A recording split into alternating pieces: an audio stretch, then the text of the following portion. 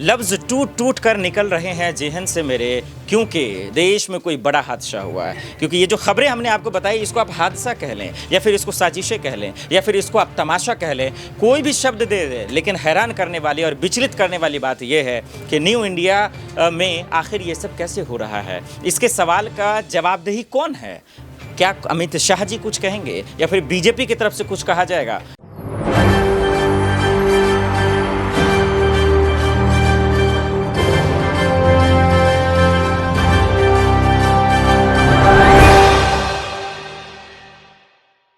नमस्कार, मैं मोहम्मद आसिफ और आप देख रहे हैं देश की हकीकत।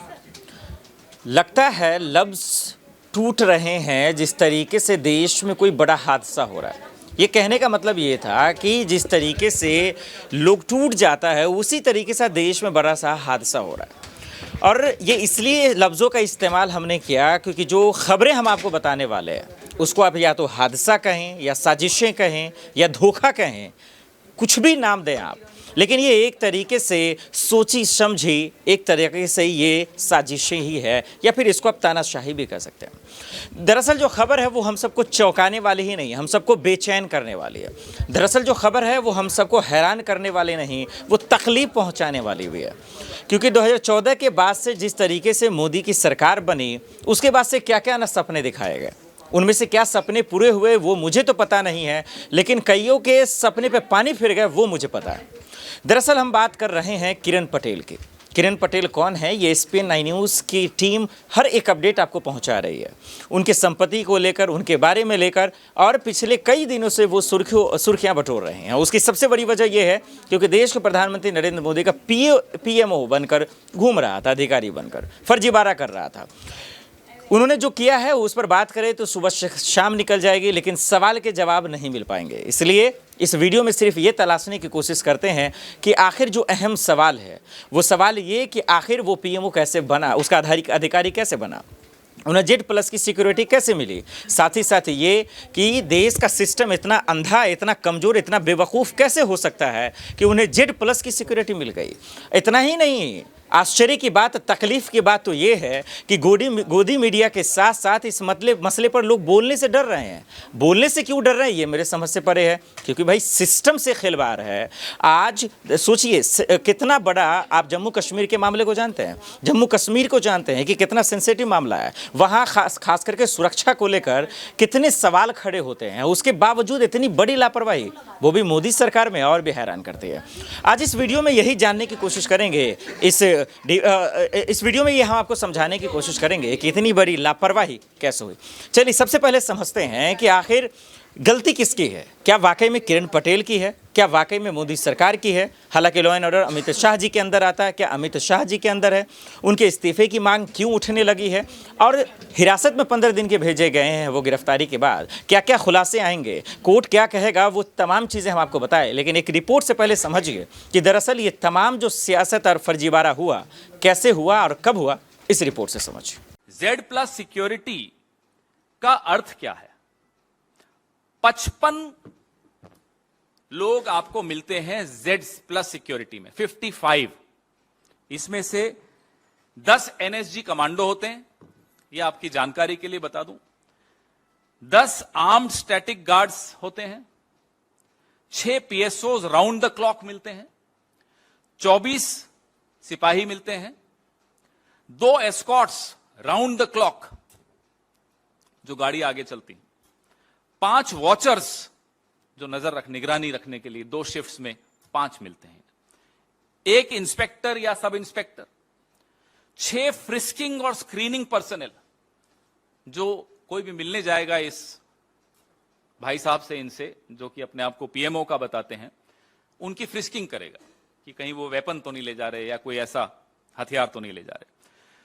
6 round the clock trained drivers, 5 bullet proof vehicles, 5 bullet proof vehicles.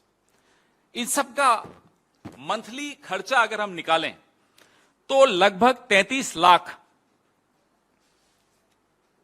और ये Z+ सिक्योरिटी आज की तारीख में इस देश के 40 लोगों को मिली।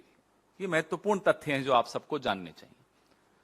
आपको मालूम है कि किस किस से इन्होंने सिक्योरिटी वापस ले ली थी। हमारे कांग्रेस के भी कई नेता थे, उनसे Z+ वापस ले ली कि साहब आपको जरूरत नहीं है। अब हमें समझ में आ रहा है जरूरत किसको है, क्यों ली वापस।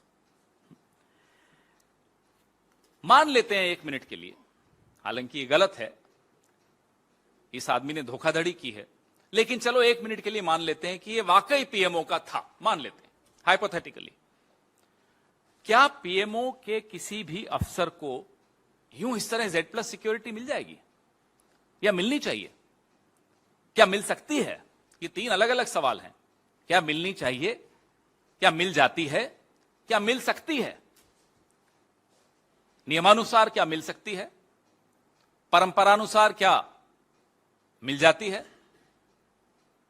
ये जानना आवश्यक है देश के लिए। हमारे सबके पैसे तो खर्च हो ही रहे हैं। आप सोचिए किस तरह के व्यक्ति को यह सुरक्षा दी गई और किस स्तर से यह निर्देश आए, यह जानना बहुत आवश्यक है। क्योंकि जो आदमी सरेआम प्रधानमंत्री को धन्यवाद दे रहा है ट्विटर से, और उसका ट्विटर हमने सुना है कि इस देश में 24 घंटे सरकार का एक अंग काम करता है, सरकार का या रूलिंग पार्टी का, वो है आईटी। तो वो तो निगरानी रखते ही होंगे कि कौन प्रधानमंत्री के नाम से क्या कर रहा है। रखते क्या होंगे, रखते हैं। उन्हें नहीं मालूम पड़ा क्या हो रहा है, और अगर मालूम पड़ा तो क्या 5 महीने तक किया उन्होंने, बताएं जरा। Z+ सिक्योरिटी बिना दिल्ली से कोई कम्युनिकेशन गए कैसे मिली? सरकार वहां किसकी है, वहां किसका शासन चलता है? क्या वो गृह मंत्रालय से सीधे सीधे संबंधित शासन है या नहीं है? तो सबको मालूम है। फिर भी किसी को Z+ सिक्योरिटी मिल रही है तो या तो गृह मंत्री जी की नजर है ही नहीं, जो हो रहा है होने दीजिए, हमारा तो एक ही काम है, बार बार साबित करना कि हम चाणक्य हैं। सरकार में क्या हो रहा है, गृह मंत्रालय में क्या हो रहा है, कश्मीर में क्या हो रहा है, हमें कोई मतलब नहीं। हो सकता है इनका यही रवैया हो। अब ये व्यक्ति जब पकड़ा गया तो इनके वकील क्या कहते हैं कि भाई इनके साथ 2 लोग और थे जिन्हें छोड़ दिया गया। कौन थे भाई ये 2 लोग, और छोड़ कैसे दिया गया? प्रधानमंत्री के नाम का दुरुपयोग हो रहा है, आपने छोड़ दिया। ये चल क्या रहा है? माफ कीजिएगा, ये कौन से टूल किट का हिस्सा है? आपने देखा। उम्मीद है कि तमाम सवालों का जवाब आपको मिला होगा, और इस जवाब से ये चीज समझ में आया होगा कि भाई ये तो जवाब विपक्ष का है, और विपक्ष के जवाब का मतलब सवाल है। लेकिन मोदी सरकार की तरफ से इन सवालों का जवाब कैसे आएगा कि ये इतना बड़ा फर्जीवाड़ा हुआ कैसे? चलिए भैया, अडानी जी पे आप नहीं बोल पाएंगे, मान सकते हैं। चलिए आप मेहुल चौकसी पे नहीं बोल पाएंगे, मान लेते हैं।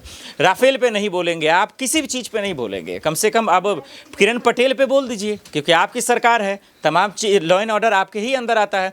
गुजरात में इतना बड़ा खेला हुआ, 20 इवेंट्स उन्होंने कर दिए, आपके मुख्यमंत्री के बेटे के साथ कर दिया उन्होंने। तो ये तमाम चीज़ें किया कैसे, कम से कम ये तो बता दीजिए। चलिए अब आपको बताते हैं दर्शकों एक और रिपोर्ट के माध्यम से कि खर्च कितने होते हैं। ये जो बीजेपी के नेता ये जो ऐशो आराम कर रहे हैं और अयाशगिरी कर रहे हैं, उनके पिता का पैसा नहीं है, ये देश के लोगों के टैक्स का पैसा है, और इसका जवाब उन्हें देना पड़ेगा।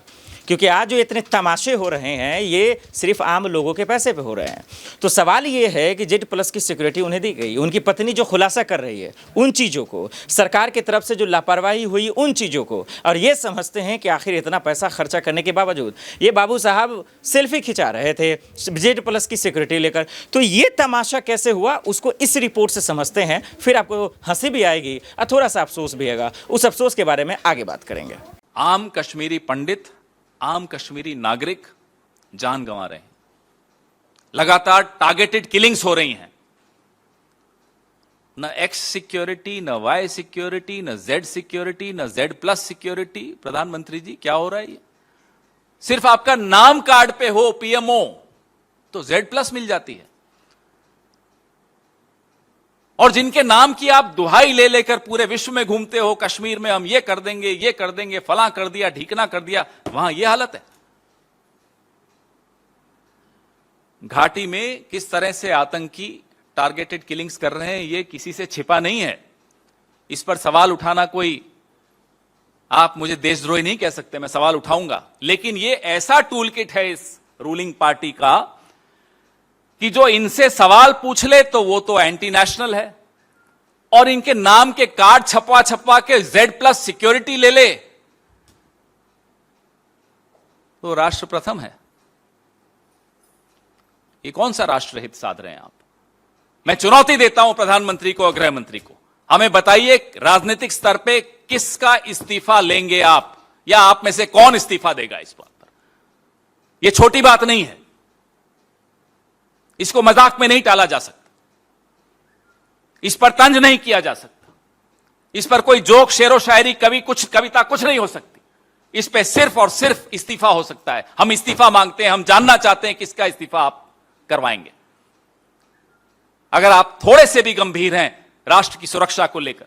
दोनों रिपोर्ट को देखा आपने, दोनों रिपोर्ट को देखकर आपको समझ में आ गया होगा। इसीलिए हमने शुरुआत में ही कहा कि लफ्ज़ टूट टूट कर निकल रहे हैं जेहन से मेरे, क्योंकि देश में कोई बड़ा हादसा हुआ है। क्योंकि ये जो खबरें हमने आपको बताई, इसको आप हादसा कह लें या फिर इसको साजिशें कह लें या फिर इसको आप तमाशा कह लें, कोई भी शब्द दे दे, लेकिन हैरान करने वाली और विचलित करने वाली बात यह है कि न्यू इंडिया में आखिर ये सब कैसे हो रहा है। इसके सवाल का जवाबदेही कौन है? क्या अमित शाह जी कुछ कहेंगे या फिर बीजेपी की तरफ से कुछ कहा जाएगा? ये एक बड़ा सवाल है। लेकिन आपको क्या लगता है किरण पटेल को लेकर आप क्या सोचते हैं, और सरकार के सिस्टम को लेकर आप क्या सोचते हैं? जरा जरूर हमें कमेंट कर बताइएगा। साथ ही अब देखते हैं कि कोर्ट इन मसलों पर आगे क्या कुछ कहता है। देश दुनिया की बाकी खबरों के लिए देखते रहे SP9 न्यूज़। नमस्कार।